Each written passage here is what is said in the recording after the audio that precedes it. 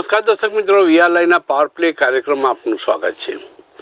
થોડા સમયના અંતરે કોરોના ફરી ફૂફાડો મારે છે અને કોરોનાનું ભૂત ફરી જૂનવા માંડે છે. પરંતુ દરેક વખતે એનું સ્વરૂપ બદલાતું જાય છે અને ફરીથી લોકોને આશ્વસ્ત કરવામાં આવે છે તબીબી જગત દ્વારા કે ડરવાની કોઈ જરૂર નથી. સાથે સાથે એમ પણ કહેવામાં આવે છે કે ભલે ડરવાની જરૂર નથી પણ સચેત રહેવાની જરૂર છે. આ વાત આજે ચર્ચાનો વિષયનો મુખ્ય હાર છે. આપણી સાથે જોડાય છે ડૉક્ટર કમલેશભાઈ રાજગોર, કે જેઓ ખૂબ જાણીતા ડૉક્ટર તરીકે અને કોરોના સમયે તેમણે આપેલી સેવાઓ પણ આજે પણ પ્રસ્તુત છે. આપણી સાથે ડૉક્ટર મુકેશભાઈ મહેશ્વરી, કે જેમણે કોરોનાના સમયગાળા દરમિયાન ખૂબ લાંબા સમય સુધી લોકોને સચેત કરતી માહિતી આપી અને લોકોને સતત માહિતગાર કરીને તેમને જાણકારી પણ આપી હતી. બંને ડૉક્ટર મહાનુભાવોનું સ્વાગત છે વીઆરલાઈના પાવર પ્લે કાર્યક્રમમાં. ડૉક્ટર મુકેશ મહેશ્વરીજી, મુંબઈમાં ફરીથી કોરોનાએ દેખાડો દીધો છે. પહેલાં હોંગકોંગમાં દેખાડો દીધો, ધીરે ધીરે બીજા દેશોમાં દેખાડો દીધો, હવે મુંબઈ રાજ્ય સુધી એ આવી ગયો છે. 53 જેટલા કેસો આઈડેન્ટિફાઈ થયા છે, 2ના મોત થયા છે. આપણી દ્રષ્ટિએ આ કોરોનાનું બીજું સ્વરૂપ કેવું છે અને શું સચેત રાખવાની જરૂર છે? પદ્મકાંતભાઈ, સૌથી પહેલા આપણે તમારા થકી દર્શકોને જણાવીએ કે હમણાં પેનિકનું કોઈ રીઝન નથી, પણ સચેત રહેવાનું છે. તમે શબ્દ બરોબર જ વાપર્યો છે, સચેત ને સજાગ રહેવાનું છે. કારણ કે કોરોનાના ઘણા વેરિયન્ટ આપણે જોયેલા, આલ્ફા, બીટા, ડેલ્ટા અને છેલ્લો ઓમિક્રોન. અને એમાં આપણને ખબર છે કે આલ્ફા અને બીટા કરતા ડેલ્ટા વધારે ખતરનાક હતો અને ખૂબ જાનમાલની ખુમારી થઈ હતી. હવે જે અત્યારે નવા જે કેસીસ દેખાઈ રહ્યા છે એમાં મેનલી સાઉથ ઇસ્ટ એશિયા જેને આપણે કહીએ, સિંગાપુર, હોંગકોંગ અને થાઈલેન્ડમાં ખૂબ મોટી માત્રામાં કેસ દેખાય છે. એમાં સિંગાપુરમાં તો એક જ વીકમાં 30%નો ઉછાળો થયો છે. આ જે નવો વેરિયન્ટ છે એમાં બે ટાઈપના નામ એ લોકોએ ડિક્લેર કર્યા છે, NB1.8 અને LF7.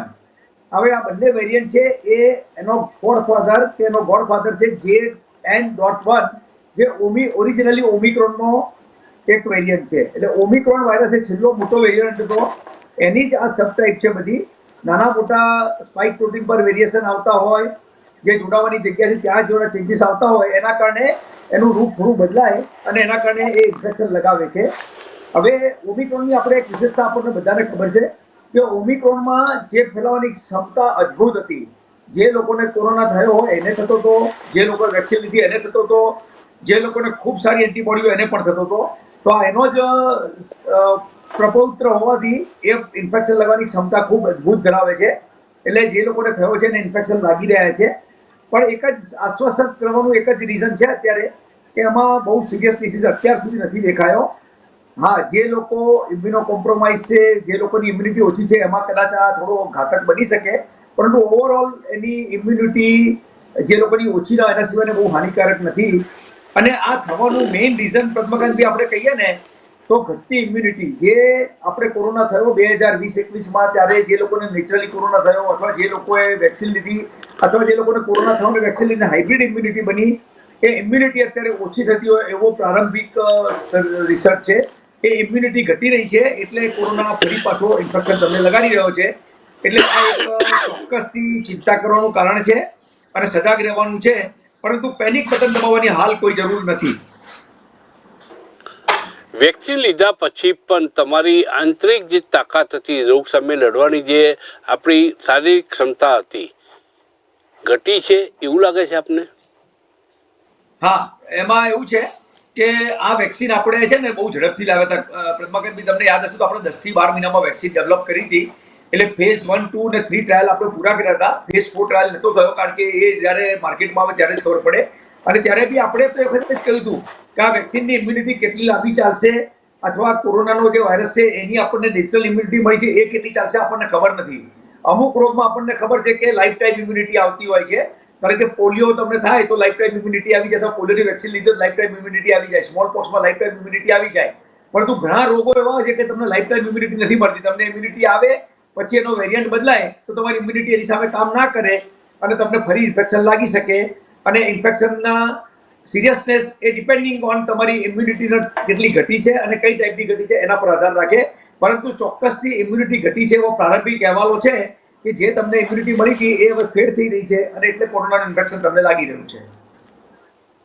જી ડૉક્ટર કમલેશભાઈ રાજગોર પાસે આવીશ. કમલેશભાઈ, અનેક દર્દીઓ સાથે તમે રોજે રોજ સંપર્કમાં આવો છો અને ખરેખર અત્યારે જે એક બાજુ માવઠું થાય, હવે વરસાદની પણ આગાહી છે, ઉનાળો પણ ચાલે છે, ગરમી પણ એટલી જ પડે છે, ડબલ સિઝનના કારણે અમને શરદી થઈ ગઈ છે, અમને ખાંસી થઈ ગઈ છે, અમને ઉધરસ થઈ ગઈ છે, અમને કળતર શરીરમાં થાય છે, આવી ફરિયાદો લઈને દર્દીઓ આપની પાસે આવતા હોય છે. શરૂઆતમાં હળવાશથી લેવામાં આવતી હોય છે, પરંતુ સમયસર નિદાન થાય તો યોગ્ય સારવાર થઈ શકે. જ્યારે હવે કોરોના કમબેક થયો છે ત્યારે આપ શું સલાહ આપશો દર્દીઓને, અને આવા દર્દીઓ આવે છે એ સંખ્યામાં કેટલો વધારો થયો છે આપની દ્રષ્ટિએ? નાની નાની ફરિયાદો લઈને એ ગંભીર પણ બની શકે તેમ છે, પુરવાર થઈ શકે તેમ છે. શું કહેશો ડૉક્ટર કમલેશભાઈ? ચોક્કસ પદ્મકાંતભાઈ, વિષય એવો છે કે કોરોનાએ જે હાહાકાર મચાવ્યો હતો ત્યારે આપણે એક શબ્દ કહેતા હતા કે આ બહુરૂપીઓ છે. બહુરૂપી, બહુ સ્વરૂપ, વધારે પડતું સ્વરૂપ એનું કદાચ ચોક્કસ આપણે જાણી શકતા નથી. અને એ 32 લક્ષણો વાળો છે. એના લક્ષણો પણ જો ધારો તો તમે ડોક્ટર ક્યાં આગળ ગોથું ખાઈ જતા હતા અને આપણે એને એ ક્રિટિકલ કન્ડિશનમાં પેશન્ટને મોકલી દેતા હતા. મારા કરતા સૌથી વધારે તજજ્ઞ મારી સાથે સાહેબ છે, મહેશ્વરી સાહેબ. પરંતુ હું તમને એટલું જ કહીશ કે ખાંસી, શરદી, સામાન્ય તાવ ને આ બધું જ વાયરલ ઇન્ફેક્શન એ સામાન્ય તાવ, ખાંસી, શરદીમાં આવે છે. સિઝન બદલાય ત્યારે સિઝનલ ફ્લુ હોય એમાં પણ આવે છે, અને કોરોનાની શરૂઆતમાં પણ આવે છે, અને બીજા કોઈ રિસ્પિરેટરી ટ્રેકની અંદર ઇન્ફેક્શન લાગ્યું હોય તો કંઈ પણ. અત્યારે તમે ગરમીની અંદરથી બહાર ઠંડુ પાણી પીને તમે એસીમાં બેસો ને એસીમાંથી બહાર જાઓ તો પણ આ વાયરલ ઇન્ફેક્શન તરત જ તમારા શરીરની અંદર લાગુ પડે છે અને તમને આ જોવા મળે છે.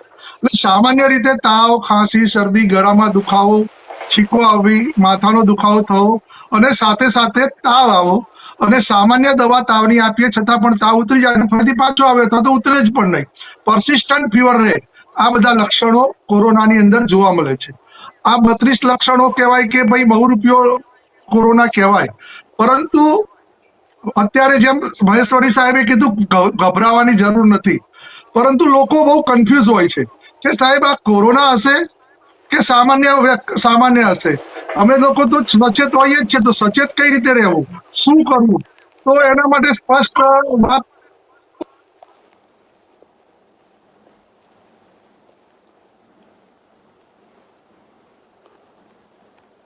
ડૉક્ટર કમલેશભાઈ, કદાચ મારો ફોન આવ્યો છે એટલે આ ફરીથી હું જોઈન્ટ જી થઉં જી છું. જી જી જી જી ના, અવાજ સંભળાય છે આપનો. હા, મેઇન વસ્તુ શું થાય છે કે કોરોના જયારે ફરીથી આ આવ્યો છે ત્યારે કયા વ્યક્તિએ ખાસ ધ્યાન રાખવા જેવું છે? બોર્ડર પર જે 2 વ્યક્તિઓ ઓફ થઈ, આપ ફરીથી રિકનેક્ટ થાવ કમલેશભાઈ, ત્યાં સુધીમાં હું ડૉક્ટર મુકેશભાઈ સાથે હું વાત કરી લઉં. ડૉક્ટર મુકેશભાઈ, ઘણા દર્દીઓ ગભરું હોય છે, ગભરાઈ જતા હોય છે, ડૉક્ટર સલાહ આપતા હોય છે ગભરાવાની જરૂર નથી એમ ભલે કહેતા હોય, પરંતુ તમારી દ્રષ્ટિએ એક ડૉક્ટર તરીકે વ્યક્તિ ગભરું સારો કે બેફિકરો સારો? અને આવી કોરોના જેવો વાયરસ જ્યારે ફેલાતો હોય ત્યારે ગભરું વધારે સારો કે બેફિકરો? પદ્મકાંતજી, આ બહુ સરસ તમે સવાલ કર્યો છે કે ગભરું સારો કે બેફિકરો સારો. તો મારી દ્રષ્ટિએ ગભરું સારો. કારણ કે જો માણસ છે ને, આપણે પેલી ગુજરાતી કહેવત છે કે દૂધનેલો દાઝેલો છાશ બી ફૂંકી ફૂંકીને પીવે, તો આપણે છાશ ફૂંકી પીવામાં કંઈ નુકસાન તો છે જ નહીં. એટલે આપણને જ્યારે બી શરદી ખાંસી થઈ છે તો આપણને કોરોના છે કે ઇન્ફ્લુએન્ઝા છે કે સ્વાઇન ફ્લુ છે કે આપણને ખબર નથી પડતી, તો આપણે શા માટે રિસ્ક લેવું? આપણે સાધારણ એક બે દિવસ આપણે ઘરમાં જે આપણી ઘરગથ્થુ ઉપચાર કરીએ, હળદરવાળું દૂધ પીએ, ગળું પકડાયું હોય તો શરદી ખાંસીની દવા લઈએ, તાવ માટે બધા લોકોને આપણને ખબર છે પેરાસિટામોલ લઈએ, એમ કરીને ચલાવી લઈએ. પણ જરા બી તમને સહેજ પણ એવું લાગે કે મને શ્વાસ લેવામાં તકલીફ પડે છે, મારી શરદી ખાંસી મટતી નથી, મારો તાવ 103-4 રહ્યો છે, તો એવા સંજોગોમાં આપણે બેફિકરા બનવાની કોઈ જરૂર નથી. આપણે તાત્કાલિક રીતે આપણા ફેમિલી ફિઝિશિયન પાસે જઈએ કે ડૉક્ટર જે કંઈ ડૉક્ટર આપણા હોય એની પાસે જઈએ, એનો સંપર્ક કરીએ અને આપણે એની પાસેથી સારવાર લઈએ, અને જરૂર પડે એ ક્યાંય તો નિદાન કરવા માટે કોઈ ટેસ્ટ કરાવીએ. તો શું છે કે તમને ખબર પડી જાય કે ભાઈ આ સ્વાઇન ફ્લુ છે, આ કોરોના છે, આ સરદો ફ્લુ છે, શું છે. હવે કોરોના હોય તો આપણને બધાને ખબર જ છે કે આપણે જે SMS ના નિયમો હતા એનું પાલન કરવાનું છે. તો આપણા ઘરમાં જે બીજા લોકો છે એને કોરોના નહીં લાગે, નહીં તો આપણો જે ચેપ છે એ બીજા આપણા ઘરમાં બાળકો છે, વડીલો છે, બધાને લાગી જશે અને બધું એક ઘરમાં પેનિકનું વાતાવરણ ઊભું થશે. આપણે ઓફિસમાં બધાને લગાડીશું. એના બદલે આપણે જો થોડા સજાગ અને સચેત રહી અને આપણી સારવાર માટે તાત્કાલિક જો ડોક્ટરનો સંપર્ક કરીએ તો સૌથી સારું છે. એટલે ગભરું દર્દી વધારે સારો, બેફિકરા દર્દી કરતા, એવું પદ્મકાંતભાઈ હું સ્પષ્ટપણે માનું છું અને એનું રીઝન મેં તમને આપ્યું છે.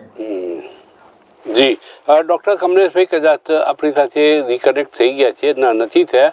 હું આગળ મુકેશભાઈ આપને પૂછીશ કે હા, અત્યારનો જે કોરોના જે એક જે વાયરસ છે નવું સ્વરૂપ લઈને આવ્યો છે, આપને લાગે છે કે આવનારા સમયમાં ઘાતક બની શકે, ઘાતક પુરવાર થઈ શકે, અને પ્રિકોશનરી સ્ટેપ દરેક વ્યક્તિએ કયા લેવા જોઈએ?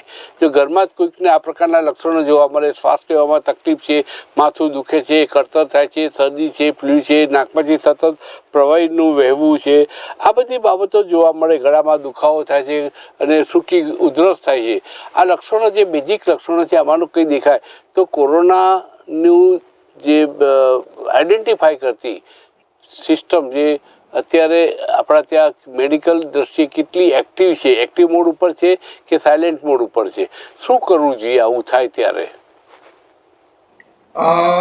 પદ્મકાંતભાઈ, તમારા ત્રણેય સવાલના જવાબ વન બાય વન હું આપું. સૌથી પહેલા તમે કહ્યું કે આ કોરોના જે આવ્યો છે તો એ કઈ ટાઈપનો છે અને આની આગળની લાક્ષણિકતા શું રહેશે. તો આ ઓમિક્રોન જે વાયરસ છેલ્લો જે મેજર વેરિયન્ટ આવ્યો હતો એનો જ સબ ટાઈપ છે JN.1, અને એના બે સબ ટાઈપ બીજા નવા આવ્યા છે. એટલે એમાં માઇનોર ચેન્જીસ થયા છે અને એના કારણે આ ફરી ઇન્ફેક્શન લગાડી રહ્યો છે. એટલે આપણે આમાં સાવ બેફિકરા બનીને કે ભાઈ એની કોઈ ચિંતા ના કરીએ એવું ના કરી શકીએ. આપણે સતત સજાગ રહેવાનું છે. આપણે એનું મોનિટરિંગ કરવાનું છે. આપણા દેશની સંસ્થાઓ પણ એનામાં જાગૃત બની ગઈ છે અને એનું મોનિટરિંગ કરવાનું ચાલુ કરી દીધું છે. એટલે આપણે, તમને યાદ છે લાસ્ટ ટાઈમ આપણે જીનોમિક સિક્વન્સિંગ કરતા હતા, એ જીનોમિક સિક્વન્સિંગ થકી આપણને ખબર પડશે કે આમાં એના સ્પાઇક પ્રોટીન પર કે બીજા કોઈ બી જગ્યાએ એનામાં કેટલા ચેન્જીસ આવ્યા છે. એ ચેન્જીસ આપણના શરીરને કઈ રીતે અસર કરી રહ્યા છે. જે દર્દીઓને દાખલ કરવા પડે એનું મોનિટરિંગ કરવામાં આવશે કે એની ઓક્સિજન કેરિંગ કેપેસિટી કેટલી ઘટી રહી છે, એને ન્યુમોનિયા થઈ રહ્યો છે કે નહીં, એને સામાન્ય જે આપણે સારવાર આપતા હતા એનાથી રિસ્પોન્સ આવી રહ્યો છે કે નહીં. જો રિસ્પોન્સ આવી રહ્યો હશે, ડાયગ્નોસિસ થઈ રહ્યું હશે અને મેજર ઘાતક નહીં હોય તો આપણે મોટી ચિંતાનું કારણ નથી બનતું. પરંતુ આ એક વૈશ્વિક મહામારી પછીનું સ્ટેપ છે એટલે આપણે સાવધ રહેવું પડે. નોર્મલી આપણે લાસ્ટ ટાઈમ પર ડિસ્કસ થયું હતું જ્યારે છેલ્લે આપણે કોરોનાના ચર્ચા કરતા ત્યારે કે જ્યારે વૈશ્વિક મહામારી આવે તો 2-5 વર્ષ સુધી એના જુદા જુદા વેરિયન્ટ રહ્યા કરે અને એની ઘાતકતા વધતી ઓછી રહ્યા કરે. પરંતુ હાલ તુરંત જેટલા બી અહેવાલો આવે છે એમાં કોઈ મેજર રીઝન દેખાતું નથી ચિંતા કરવાનું કે ભાઈ એ તાત્કાલિક હોસ્પિટલાઇઝેશન થઈ જશે કે ભાઈ બહુ દર્દીઓ હેરાન થઈ જશે કે મૃત્યુનાક વધી છે, એવું અત્યારે હાલ તુરંત નથી લાગતું. પરંતુ આપણે સતત એના પર ચાંપતી નજર રાખવી પડશે. હવે તમારો બીજો સવાલ કે સામાન્ય માણસે શું કરવું, તો સામાન્ય માણસોએ આપણા ફરી SMS ના રૂલ જે છે એને યાદ કરવાના છે. સોશિયલ ડિસ્ટન્સિંગ રાખવાનું આપણે નક્કી કરેલું હતું, માસ્ક પહેરવાનું આપણે નક્કી કરેલું હતું અને સેનિટાઇઝેશન નક્કી કરેલું હતું. એટલે તમે કોઈ પણ જગ્યાએ જાઓ તો ભીડવાળી જગ્યાઓ હોય ત્યાં આપણે થોડુંક કોઈ બી ખાંસી વાળો કે શરદી વાળો વ્યક્તિ પોતે ના જાય, અથવા એવું કોઈ આવી ગયો તો આપણે પોતાના નાક અને મોંને રૂમાલથી ઢાંકી દઈએ. આપણે અતિશય ભીડવાળી જગ્યાઓ હોય ત્યાં મોટી ઉંમરના 60 વર્ષની ઉપરના અથવા નાના બાળકોને ના લઈ જઈએ. જે લોકોની ઇમ્યુનિટી ઓછી છે, જે લોકોએ રેડિયોથેરાપી લીધી છે, જે લોકોએ કેમોથેરાપી લીધી છે, કે જે લોકોને HIV જેવા ઇન્ફેક્શન છે જેની ઇમ્યુનિટી ઓલરેડી ડાઉન છે, એ લોકો ખૂબ સાવધ રહે. જે લોકોએ બુસ્ટર ડોઝ નથી લીધો, મોટી ઉંમરના છે, એ લોકો જે સસેપ્ટેબલ છે, એ લોકો બુસ્ટર ડોઝ લઈ લીધો. હેલ્થકેર વર્કર અમે લોકો તો બધા લીધેલો છે, પણ જે લોકો ના લીધો, લોકો જો કોરોના સાથે એમને ડ્યુટી કરવાની આવવાની હોય તો એ લોકો બુસ્ટર ડોઝ લઈ લે એટલે ઇમ્યુનિટીને એક નવું બુસ્ટ મળી જાય. અને સતત સાવધ રહેવાનું છે. આમાં કોઈ રીતે આપણે બેદરકારી કે ગાફેલ ના રહી શકીએ. આપણે એનું સર્વેલન્સ પણ વધારી દેવું જોઈએ. જે ઇન્ટરનેશનલ પેસેન્જર આવી રહ્યા છે કે જઈ રહ્યા છે એના પર આપણે ચાંપતી નજર રાખવી પડશે. અને જરૂર પડે તો એરપોર્ટ પર આપણે જે રીતે સઘન ચેકિંગ કરતા તે રીતે ફરી ચેકિંગ કરવાનો વારો આવે તો નવાઈ નહીં. પણ હમણાં જે પ્રમાણે પરિસ્થિતિ છે એ પ્રમાણે સરકાર અને આપણી જે મેડિકલ એજન્સીઓ છે એના પર ચાંપતી નજર રાખી બેઠી છે. અને આપણું ઇન્ફ્રાસ્ટ્રક્ચર હવે ખૂબ રોબસ્ટ છે. આપણે શરૂઆતમાં આવી ત્યારે કદાચ અમદાવાદમાં 1-2 લેબોરેટરી કરતી હતી, અત્યારે અમદાવાદમાં કદાચ 50 લેબોરેટરી કોરોનાની ટેસ્ટિંગ કેપેસિટી ધરાવે છે. અને દેશમાં તો સેંકડો હજારોની સંખ્યામાં લેબોરેટરીઓ આપણે હવે કેપેબલ છે જે કોરોનાનું ટેસ્ટિંગ કરી શકે, કોરોનાનો નવો વેરિયન્ટ આવે તો ટેસ્ટિંગ કરી શકે. જીનોમિક સિક્વન્સિંગની બી આપણી પાસે ખૂબ ફેસિલિટી છે. એટલે હવે આપણી પાસે ઇન્ફ્રાસ્ટ્રક્ચર રેડી છે, આપણી હોસ્પિટલ તૈયાર છે, આપણા ડોક્ટરો પણ ખૂબ અનુભવ મેળવીને બેઠેલા છે. એટલે બહુ મોટું ચિંતાનું કારણ નથી બનતું.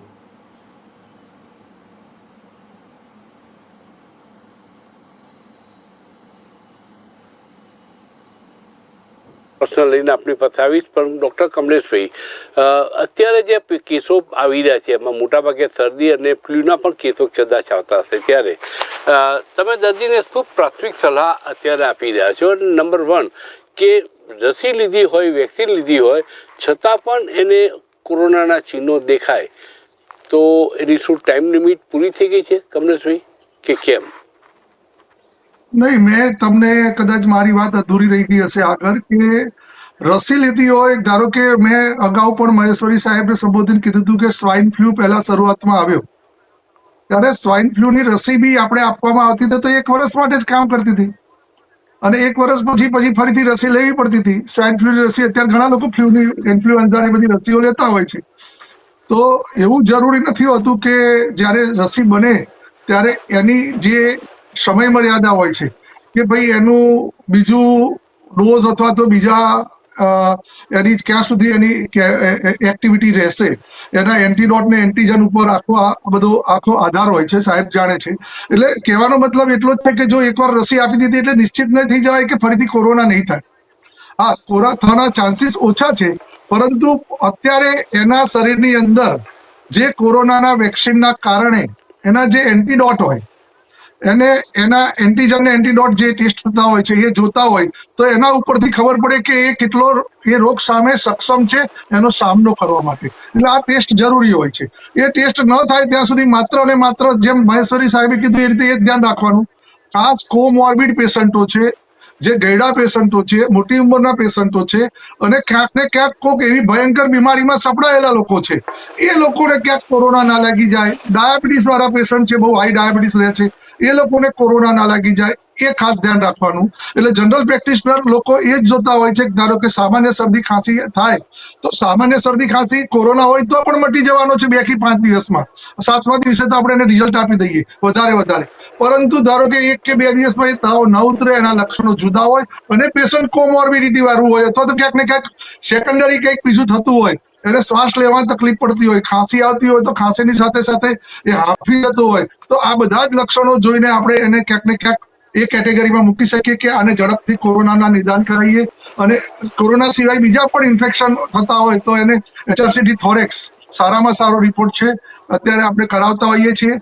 અને સાહેબે કીધું આ તો RT-PCR ને એન્ટીજન ને એ બધા ટેસ્ટ તો થતા જ હોય છે, પરંતુ એ પહેલા પણ ઘણા લોકો તજજ્ઞો હોય છે એને પારખી જતા હોય છે કે આ ખરેખર આ પેશન્ટ ક્યાંક ને ક્યાંક ક્રિટિકલ કન્ડિશનમાં જવાનું છે, એટલે એને પહેલેથી જ પાર બાંધી દેવામાં આવતી હોય છે. એટલે આ બધા ડોક્ટરોનો વિષય છે, પરંતુ ડિફરન્શિયલ ડાયગ્નોસિસની સાથે સાથે એટલી અવેરનેસ લોકોમાં પણ હોવી જોઈએ આ ચર્ચાઓ દરમિયાન, કે ચર્ચાઓ દરમિયાન જ્યારે પણ અત્યારે આપણને ખબર પડી છે કોરોના હવે ગુજરાતની અંદર પગ પેસારો કરી રહ્યો છે, ત્યારે ચોક્કસ આપણે પણ સાવચેત રહેવું પડશે, લોકોને પણ સાવચેત રાખવા પડશે.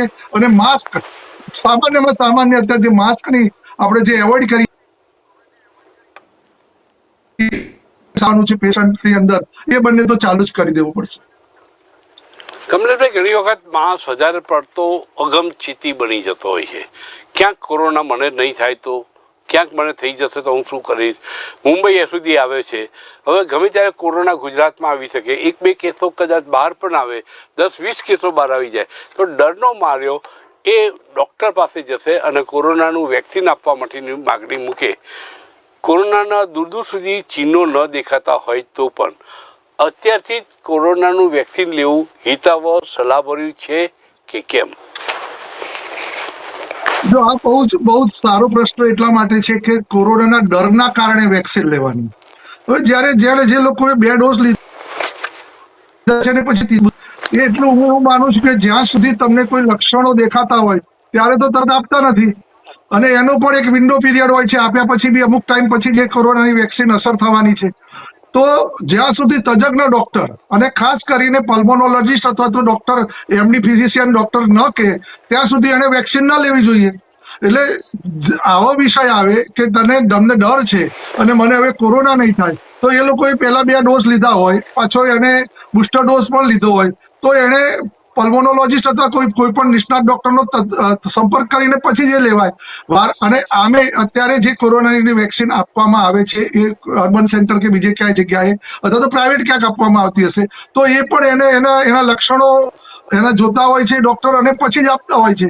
એટલે અત્યારે ભયના માર્યા વેક્સિન લેવાની જરૂર નથી, પણ ભયના માર્યા ચોક્કસ સાવચેતી રાખવાની, માસ્ક પહેરવું, ડિસ્ટન્સ સાચવવું અને વારંવાર જે સાબુના છે ને કે કોરોના આમ ભલે અતિશય ભયંકર બીમારી ગણાતી હતી, પરંતુ હાથની અંદર કોરોનાનો વાયરસ એ માત્ર જે રીતે બનેલો જ હતો, જે આપણે કહેતા હતા પ્રોટીનનો બનેલો, એ સામાન્ય સાબુ આપણે એનાથી હાથ ધોઈએ તો પણ એ પરપોટાની જેમ નાશ પામે છે.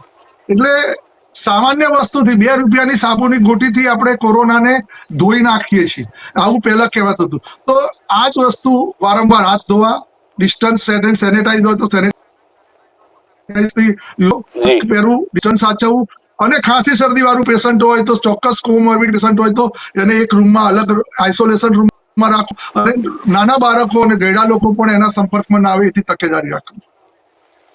જી ડૉક્ટર મુકેશ મહેશ્વરીજી પાસે હું આવીશ. ડૉક્ટર મુકેશભાઈ, બુસ્ટર ડોઝ લેવો જોઈએ, કદાચ જો આવા કોઈ લક્ષણ જણાય તો બુસ્ટર ડોઝ લેવો જોઈએ, એમ આપણે વાત કરી.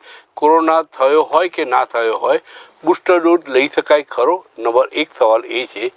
બીજો સવાલ એ છે કે હ્યુમિડિટી ઘટે છે, વેક્સિનનો ડોઝના કારણે હ્યુમિડિટી ઘટે છે, તમારી આંતરિક રોગ પ્રતિકાર શક્તિ ઘટે છે, તો આ એક કારણ હોઈ શકે જેના કારણે હાર્ટ એટેકના કેસો સંખ્યાબંધ રીતે વધી રહ્યા છે. વેક્સિન સાથે એને રિલેશન છે કે કેમ, એ લોકોને જાણવું છે. પદ્મકાંતભાઈ, હમણાં કમલેશભાઈ મારા જે મિત્ર છે એમને બહુ સરસ સમજાવ્યું છે કે દરેક માણસે વેક્સિન લેવા દોડવાની જરૂર નથી, અને જ્યારે તમને રોગ થઈ ગયો ત્યારે તો લેવાની જ નથી, કારણ કે રોગ તમારો થયેલો છે ત્યારે તો ઓલરેડી વાયરસ તમારા શરીરમાં પ્રવેશી ગયો છે, ત્યારે તમને વેક્સિન લેવાથી તાત્કાલિક ફરક નથી પડવાનો. પરંતુ મેં તમને કહ્યું ને કે જે લોકો કોમોર્બિડ કન્ડિશન ધરાવે છે, મોટી ઉંમરના લોકો છે, 70 વર્ષની ઉપરના છે, ડાયાબિટીસ, બ્લડ પ્રેશર છે, કિમોથેરાપી ચાલે છે, રેડિયોથેરાપી ચાલે છે, અને એમને રિસ્ક છે. રિસ્ક એટલે કઈ છે કે ઘરમાં કોઈને કોરોના થયો હોય કે નજીકમાં કોઈને કોરોના થયો હોય, અથવા કોઈ હેલ્થ કેર વર્કર હોય કે જેને 2 ડોઝ લીધા છે અને બુસ્ટર ડોઝ લેવાનો રહ્યો છે, તો એને લેવો જોઈએ, અથવા એને પોતાની એન્ટીબોડીનું લેવલ કરાવવું જોઈએ. એન્ટીબોડીના લેવલ લેબોરેટરીમાં અવેલેબલ છે, સ્પાઇક પ્રોટીન અગેન્સ્ટની અને બીજી એન્ટીબોડી અવેલેબલ છે. જો એન્ટીબોડીના લેવલ જોઈ લે અને બરોબર હોય તો એને વેક્સિન લેવાની જરૂર નથી. પરંતુ જો તમારી એન્ટીબોડીનું લેવલ બહુ ઓછું થઈ ગયું હોય અને તમને એવું લાગે કે તમે રિસ્ક ફેક્ટરમાં આવો છો, લાઈક ધારો કે કોઈ હેલ્થ કેર વર્કર છે, જે પલ્મોનોલોજીસ્ટ છે કે કોઈ ફિઝિશિયન છે કે નર્સિંગ સ્ટાફ છે કે જેને ત્યાં કોરોનાનો વોર્ડ ઊભો કરવામાં આવનાર છે, તો એ લોકોએ જો બુસ્ટર ડોઝ ના લો તો ચોક્કસથી મારી સલાહ છે કે બુસ્ટર ડોઝ લઈ લો, તમારી ઇમ્યુનિટી વધારી દો. જો તમે સ્વસ્થ રહેશો તો લોકોની સેવા કરી શકશો. બાકી દરેક સામાન્ય માણસે કોરોના આવ્યો છે અને હું વેક્સિન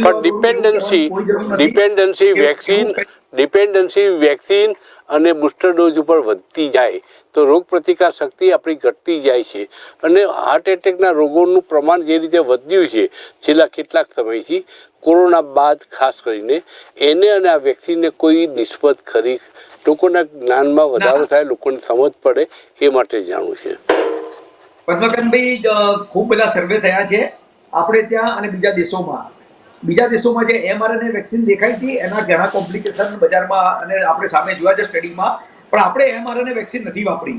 આપણે આપણી સ્વદેશી બનાવેલી 2 વેક્સિન હતી, એક ડેડ વાયરસની હતી જે આપણે ભારત બાયોટેકે બનાવી હતી, અને બીજી આપણે કોવિશિલ્ડ હતી જે DNA વેક્સિન હતી. એ બંનેમાં અત્યાર સુધીના રિસર્ચમાં એવું કોઈ આવ્યું નથી, પણ ચોક્કસથી હાર્ટ એટેક વધ્યા છે એની સાથે હું સંમત છું, અને એના રીઝન કોરોના પોતે છે. આપણને બધાને ખબર છે કે કોરોનાનું જે સ્પાઇક પ્રોટીન છે એના પર જે એસ નામનો વેક્સિન બનાવતી કંપનીઓએ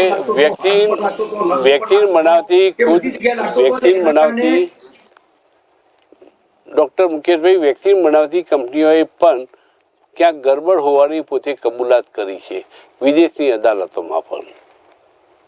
હા, પણ એ મોટાભાગની mRNA વેક્સિન છે પદ્મકાંતભાઈ, એ બધી લગભગ mRNA વેક્સિન હતી. અને હવે એ વખતે જો તમે બંને રિસ્ક વર્સિસ રિવોર્ડ રેશિયો જોવાનો હતો, એ વખતે જો આપણે વેક્સિન ના પ્રોવાઈડ કરી તો લાખો લોકો મૃત્યુ પામ્યા હોત. એના બદલે કદાચ એવું બને બી કરું કે કદાચ પાછળથી આપણને ખબર પડે કે વેક્સિનના કારણે 2-5% લોકો હાર્ટ એટેકમાં આપણે વધારે ગુમાયા હશે, પણ સામે આપણે 95-98% લોકોને બચાવી શકે છે. એ આપણે રિસ્ક રિવોર્ડ રેશિયો જોવાનો છે. આપણી પાસે વેક્સિનને 5 વર્ષનો ટ્રાયલ લેવાની આપણી પાસે ટાઈમ જ નહોતો. વેક્સિન આવવાના કારણે આપણે ભારતમાં 140 કરોડ લોકોને રક્ષણ આપી શક્યા, અને કદાચ થોડા કોમ્પ્લિકેશન થયા હશે તો માનીએ છીએ, પણ મેજોરિટી કોમ્પ્લિકેશનમાં વેક્સિન જવાબદાર નથી. મેજોરિટી કોમ્પ્લિકેશનની અંદર કોરોના વાયરસ પોતે જવાબદાર છે. કેટલા લોકોને પેન્ક્રિયાસ ફેલ થઈ ડાયાબિટીસ થઈ ગયા કિસ્સા છે, કેટલા લોકોને બ્રેઇન સ્ટ્રોક થયાના કિસ્સા છે, કેટલા લોકોને હાર્ટ એટેક કિસ્સા છે. આ બધી જ કોરોનાની વાયરસની પોતાની સાઈડ ઇફેક્ટ છે. એટલે કોરોનાની ઇફેક્ટ વધારે છે, વેક્સિનની ઓછી છે. અને પણ અત્યારે આપણે કોઈને વેક્સિન લેવા માટે દોડવાનું કહેતા જ નથી, કારણ કે હજી તો આપણે બહુ પ્રારંભિક તબક્કામાં છીએ. અત્યારે કોઈ પણ જાતનો નિષ્કર્ષ કરવો એ બહુ વહેલા પ્રસંગનું ગણાશે. આપણે અત્યારે કોરોના પર ચાંપતી નજર રાખવાની છે કે કેસીસ કેટલા વધી રહ્યા છે. તમને યાદ હોય તો ઓમિક્રોન આવ્યા પછી પણ નાના મોટા 5-7 પીક આવેલા, સ્પાઇક આવેલા અને પછી સમી ગયા હતા. એટલે કદાચ આ પણ નાનકડો સ્પાઇક હોય, કદાચ મે બી 10-20-50 હજાર કેસ થાય અને પછી બેસી જાય. હા, ચોક્કસથી જો અસંખ્ય લોકોને થાય, લાખોની સંખ્યામાં થાય, હોસ્પિટલાઇઝેશન વધી જાય, કોમ્પ્લિકેશન દેખાય, તો ચોક્કસથી આપણે વિચારવું પડશે અને પછી વેક્સિનેશનનો બુસ્ટર ડોઝ આપવો કે નહીં, કે નવી વેક્સિન બનાવી. કારણ કે અત્યાર સુધીનો જો ઓમિક્રોન વેરિયન્ટ આવ્યો તો એને પણ આ વેક્સિનમાં ઇન્કોર્પોરેટ કરેલો છે. રાજકોટ સાહેબે બહુ પહેલા જ કહ્યું હતું કે ઇન્ફ્લુએન્ઝામાં દર વર્ષે વેક્સિન લેવી પડે છે, કારણ કે વેરિયન્ટ બદલાય છે. તો કોરોનામાં બી વેરિયન્ટ બદલાય છે. એટલે જ્યારે નવો વેરિયન્ટ આવે ત્યારે એની અગેન્સ્ટની એન્ટીબોડી વિકસાવી અને વેક્સિનમાં નાખવી પડે, અથવા એ એન્ટીજનનો ઉપયોગ કરવો પડે, એટલે વેક્સિન પણ બદલવી પડે, એવું બની શકે. ડૉક્ટર કમલેશભાઈ પાસે હું આવીશ.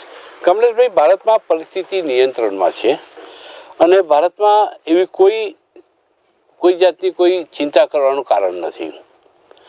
છતાં મુંબઈમાં 53 કેસ નોંધાયા, 2ના મોત થયા છે. એમાં એકને કેન્સરની બીમારી હતી, એકને કિડનીની બીમારી હતી. એટલે કિડની અને કેન્સરના કારણે પણ મૃત્યુ પામ્યા હોય, કારણ કે રોગ પ્રતિકાર શક્તિ બિલકુલ રહી ના હોય. અને એ લોકોની જે રોગ પ્રતિકાર શક્તિ આ કોરોના વાયરસનો સામનો ન કરી શકી હોય, પરિણામે પણ મૃત્યુ પામ્યા હોય. સિંગાપુરમાં કોરોનાના 3000 નવા કેસ નોંધાયા. હોંગકોંગ, ચીન, થાઇલેન્ડને એલર્ટ મોડ ઉપર મૂકવું પડ્યું. કોવિડ JN1 નવો વેરિયન્ટ ફેલાઈ ગયો છે અને JN1 વેરિયન્ટ રોગ પ્રતિકાર શક્તિને નબળી પાડવાનું કામ કરે છે. એટલે કેવા લોકોની રોગ પ્રતિકાર શક્તિને સૌથી વધુ અસર થાય, કેન્સર, કિડની, એની વાત કરી, પરંતુ એઇડ્સથી માંડીને ઘણી બધી એવી બીમારીઓ છે જેના કારણે રોગ પ્રતિકાર શક્તિ નબળી પડવાની શક્યતાઓ વધુ રહે છે. તો કોઈ એવી વ્યવસ્થા ખરી પરમેનન્ટ કે જેના કારણે કોરોના થયો છે કે નહીં, તાત્કાલિક એનું રિસર્ચ થઈને આપણી પાસે રિપોર્ટ આવી જાય? એ રિપોર્ટ કોરોના ગયા પછી એ બંધ થઈ ગયો છે એ પદ્ધતિ, કે હજુ ચાલુ છે? ગુજરાતની વાત કરું. પદ્મકાંતભાઈ, થોડી મિસઅન્ડરસ્ટેન્ડિંગ એટલી થાય છે કે રોગ પ્રતિકારક શક્તિ પરંતુ કોઈ પણ વ્યક્તિમાં રોગ પ્રતિકારક શક્તિ પર્ટિક્યુલર રોગ માટેની હોય છે. એટલે ધારો કે તમે રોગ પ્રતિકારક શક્તિ ખાલી એટલી ઇમ્યુનિટી એ શબ્દ જુદો ભૂલી જાઓ, પણ કોરોનાનો આવે તો કોરોનાની એન્ટીબોડીઝ, એટલે એનું લેવલ કેટલું છે શરીરની અંદર, એને રક્ષણ કરવા માટેની ઇમ્યુનિટી એ જુદી હોય. એવી જ કોઈ હેલ્ધી માણસ હોય, કોઈ પણ પ્રકારની બીમારી ના હોય, જીમમાં જતો હોય અને અષ્ટપષ્ટ પેલા દારાસીન જેવો હોય, પરંતુ એમાં કોરોનાની કેટલા એન્ટીબોડીઝ છે જોવું પડે. એટલે દરેક વ્યક્તિ માટે કોરોનાની એન્ટીબોડીઝ અલગ અલગ હોય. એટલે માત્ર એક જ વ્યક્તિના ધ્યાનમાં રાખીને આખા જ સમાજને આપણે એને ચિતરી દઈએ કે આ વેક્સિનના કારણે આમ છે. અને વેક્સિનના કારણે ક્યારેય ઇમ્યુનિટી ઓછી નથી થતી. ઇમ્યુનિટી ઓછી હોય છે એટલે તો વેક્સિન આપવામાં આવે છે. અને વેક્સિન આપ્યા પછી એનું લેવલ, એના એન્ટીડોઝનું લેવલ કેટલા ટાઈમ સુધી રહે છે, મહેશ્વરી સાહેબે કીધું એ જોવાનું છે. ધીમે એનું લેવલ, ધારો કે મને કોઈ રોગ થવાનો છે તો એને મેં એન્ટીડોઝ કઢાયો હોય તો મને અંદર એન્ટીડોઝ 400 જેવું આવ્યું, તો હવે ધીમે 100 ઉપર અથવા એનાથી નીચે જાય તો એ રિસ્કી વધી જાય છે. પણ જો 400 જ એના રોગની સામે એન્ટીબોડીઝ હોય તો આપણે એને રક્ષણ મેળવી શકીએ છીએ. અને જે હાર્ટ એટેકની બીમારી વિશે તમે થોડી ગેરસમજ થાય છે, તો એ કોરોનાના કારણે જે લંગ્સની અંદર જે થ્રોમ્બોસ થવાની પ્રક્રિયા હતી, કોરોના વાયરસના કારણે, વેક્સિનના કારણે નહીં. અને એના કારણે સાઇડ ઇફેક્ટના કારણે અત્યારે આપણે કોરોના થયા પછી એના હાર્ટ એટેકના અથવા તો કાર્ડિયાક એરેસ્ટના અથવા તો સડન જે ડેથ થવાના જે મુદ્દાઓ આપણે જોયા એ જોવા મળ્યા. પરંતુ એ કોરોના વાયરસની સાઇડ ઇફેક્ટના કારણે, માત્ર કોરોનાના વેક્સિનની સાઇડ ઇફેક્ટના કારણે નહીં. એટલે આ બે વસ્તુ ખાસ સમજવી જોઈએ. બીજી એક વસ્તુ તમે જોજો, જેને કોરોના થયો છે એને ક્યાંક ને ક્યાંક એના લંગ્સ ઉપર ક્યાંક ને ક્યાંક ખરાબ ઇફેક્ટ કરેલી છે. વેક્સિન લેવાથી ખરાબ ઇફેક્ટ ઓછી થઈ હશે, પણ કોરોના થયો હશે એટલે એની વેક્સિન એના લંગ્સની અંદર ઇફેક્ટ થઈ હશે. એટલે વેક્સિન એ જુદી વસ્તુ છે. એ ઇમ્યુનિટી પાવર વધારે છે, આપણને ફાયદો જ કરે છે, પરંતુ એની સાઈડ ઇફેક્ટ કેટલી થશે, શું થશે, એ તજજ્ઞો અથવા તો એના ઓટોપ્સી ને એ બધું જોયા પછી એ બધું નક્કી થતું હોય છે. અત્યારે તો માત્ર આપણે એ જ જોવું જોઈએ કે એન્ટીબોડીઝ ઓછા હોય એ લોકોએ કોરોનાનો બુસ્ટર ડોઝ લેવો જોઈએ. જેને એન્ટીબોડીઝ ધારો કે મહેશ્વરી સાહેબને ખબર છે, લેબોરેટરીમાં તમે કોરોના એન્ટીબોડીઝ ટેસ્ટ કરાવી શકો છો, અને જો એન્ટીબોડીઝ બરાબર હોય તો તમારે કોઈ ગભરાવાની જરૂર નથી. પરંતુ ખાસ કોમોર્બિડ પેશન્ટ, જેમ બોમ્બેમાં 2 પેશન્ટ મરી ગયા, બંને કોમોર્બિડિટી ધરાવતા હતા, તો એવા કોમોર્બિડ ધરાવતા જે બી પેશન્ટો ગુજરાતની અંદર છે, કિડનીની દવા ચાલતી હોય, ડાયાલિસિસ કરતા હોય, હાઈ ડાયાબિટીસ સાથે ડાયાલિસિસની સાથે કાર્ડિયક એરેસ્ટ હોય, હાઇપરથાઇરોઇડિઝમના બહુ મોટા ડોઝ લેતા હોય, આ બધા જ લોકોએ કોઈ ઓર્ગન જ્યાં લાઈફસ્ટાઈલ બદલાતી ન હોય અને ઓર્ગન બગડેલા હોય એ લોકોએ સાવચેતી રાખવી પડે. અને પોતાના શરીરની અંદર દરેક રોગની ઇમ્યુનિટી વધારવા માટે આપણા જેમ શાસ્ત્રની અંદર ઇમ્યુનિટી વધારવાના જે ઉપાયો કીધા છે, એક તો લાઈફસ્ટાઈલ કેર એકદમ આપણી એકદમ નિયમિત કરી લેવી જોઈએ, પોષણયુક્ત બરાબર ખાવા આપણું ખોરાક હોવો જોઈએ, અને સાથે સાથે ક્યાંય પણ જે પણ કુદરતના નિયમો આપણને કીધા છે, નિયમોને પાલન કરીને જો આપણે કામ કરીએ તો ચોક્કસ આપણી શરીરની અંદર સહજ ઇમ્યુનિટી, એટલે કે લોકોના અંદર સહજ ઇમ્યુનિટી દરેક રોગની સામે હોય, એ લેવલ ઊંચું રહે તો ચોક્કસ કોરોના નહીં, કોઈ પણ બીમારી સામે આપણે સામનો કરી શકીએ. ડૉક્ટર કમલેશભાઈ અને ડૉક્ટર મુકેશભાઈ મહેશ્વરી બંનેનો ખૂબ હૃદયપૂર્વક આભાર માનું છું, કારણ કે અત્યારે કોરોનાનો જે ભય તોડાઈ રહ્યો છે ત્યારે સાચી માહિતી હોય, જાગૃતિ હોય તો લોકો એની સામે કેવી રીતે પોતાને ડિફેન્સ કરો, કેવી રીતે બચાવો અને હાંફળા ફાંફળા ના થવું, એનું પૂરતું માર્ગદર્શન આ બંને ડૉક્ટર સાહેબો દ્વારા આપવામાં આવી છે. બંનેનો ખૂબ ખૂબ હૃદયપૂર્વક આભાર. આ હતી પાવર પ્લેમાં અત્યારની વાત. હવે પછી નવી વાત સાથે, નવા વિષય સાથે ફરી મળીશું. અત્યારે રજા આપશો.